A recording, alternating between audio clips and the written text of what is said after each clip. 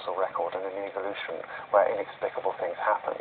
And if you invented the idea that in fact that's because occasionally animals swap time, that gives you endless story possibilities. It's a sarcopter gene. There's no trace of them in the fossil record for 70 million years, and then suddenly one of them just pops up in the middle of the Indian Ocean. Totally inexplicable in modern evolutionary terms. See, Darwin provides most of the answers. It's the pieces that don't fit that interest me. Dinosaurs kind of fascinated me when I was 10, and when I read the script, it was one of those things that I thought I would really, really like to do this. Well, when I got sent the script, I had no idea what it was about. Excuse me. And literally, it was just the pages are turning. I was like, my goodness. God.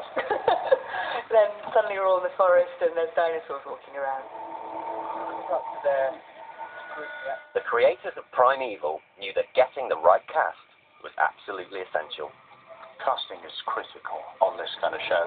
The casting is like writing it all over again. So what we'll do... It's really hard finding British leading men who can play heroes, I think. I mean, we all know there are many fantastic actors around, but we wanted somebody who was very good looking. Unfortunately, I don't look like Harrison Ford. Somebody who was very talented. I'd never really played characters like that before. He has this ability to hold the screen and a great charisma with a camera. I didn't actually think that ITV would let me.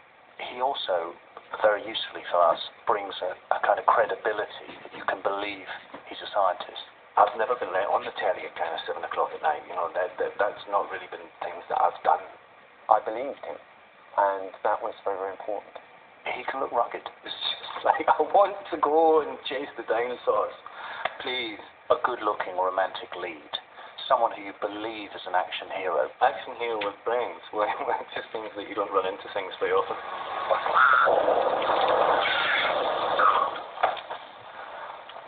You little...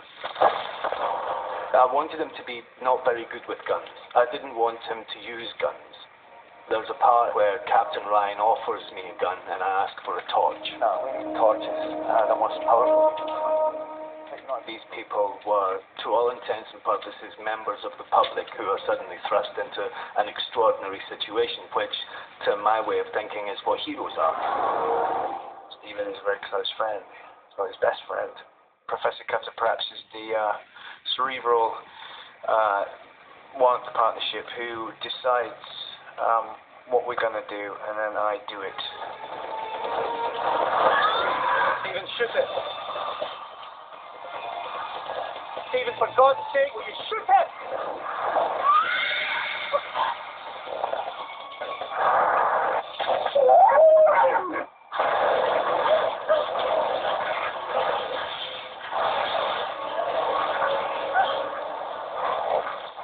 You let me think you were dead. I am dead as the person he knew. My old life ended 8 years ago. She's very independent, very strong, very single-minded, very passionate. She lives amongst animals in really wild country. That's the first time that we actually have a conversation between Cutter and his wife. They meet, and they still argued. The role of Abby is a big breakthrough for Hannah Spirit. I was very excited when I got the script, but just never thought that it would happen. I just never thought that I'd get it. I'm a little girl, Tim, you know that. I always thought that it would just go to the bottom of my pile of things that I don't get. I see you like dinosaurs, Ben. She seemed to just have a nice little bit of punky attitude, and that's what we wanted. We wanted somebody, a bit of a feisty tom girl.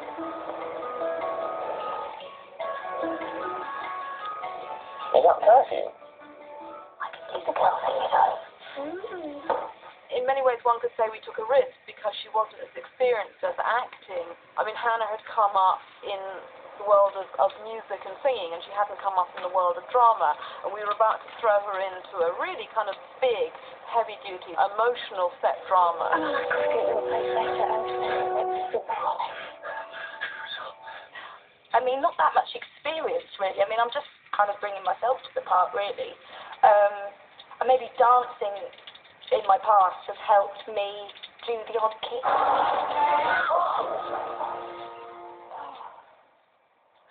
Really? We should huddle together for a while. Why not? What I did to prepare for this role was initially do some internet searches for the creatures that were mentioned in the script. I can do the action stuff as well, you know. I'm not just a massive intellect. I got told this boy was a genius, an academic. Oh, actually, that's my dissertation. I left school at 16. He was everything that I'm not. I'm not saying I'm not a genius, because in many ways I might be. I don't know yet. I've not found me niche. It's a work in progress. I was stepping into territory unknown. With so many CGI creatures, the cast has to find a new style of acting.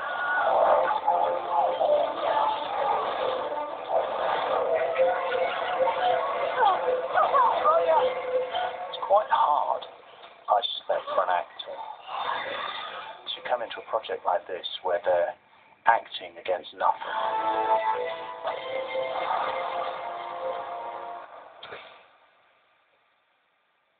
As far as when you're acting with CGI, it really is as naked as all that.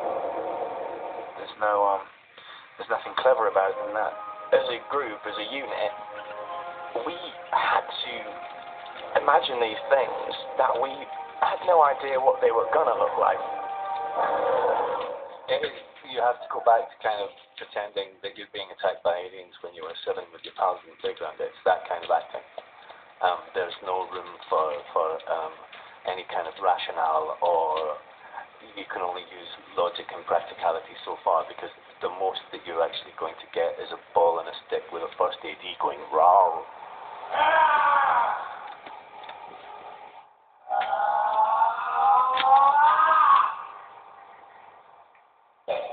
That's as good as it's going to get. And at first it seems so stupid and overreacting and a fear of being a terrible ham, and that we're all going to be looking at different things at different times. Well, there's absolutely nothing in front of you. I was looking over here, Andrew was looking over here. I felt an idiot on the first week. You told that, and the big monster's just gone that way, and you're going to get heads going boom, and then somebody else going boom 2 minutes later. You just have to rely on your own imagination. You've really got to put it there mentally in front of you. The more used to you get, the more kind of it becomes every day. I personally don't think twice about it. They go, oh yeah, there's a huge predator type creature over there. It moves at the speed of light. You're just like, oh, okay.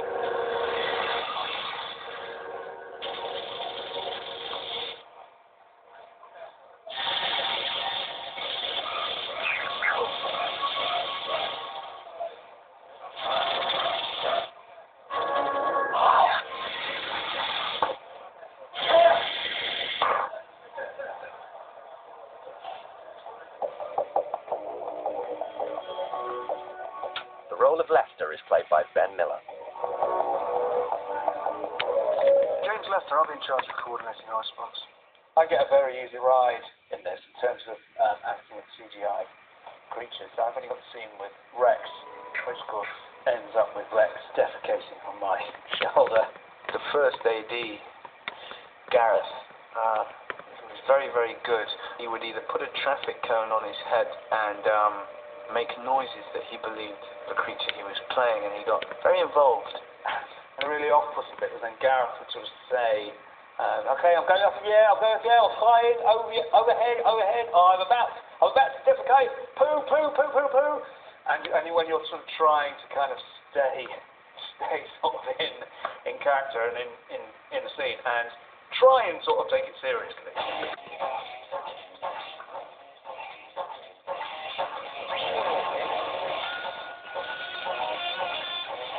When we did Walking with dinosaurs, there were a whole load of restrictions. In Primeval, the animals come up and stare into the camera so that you've got the whole thing right next to you.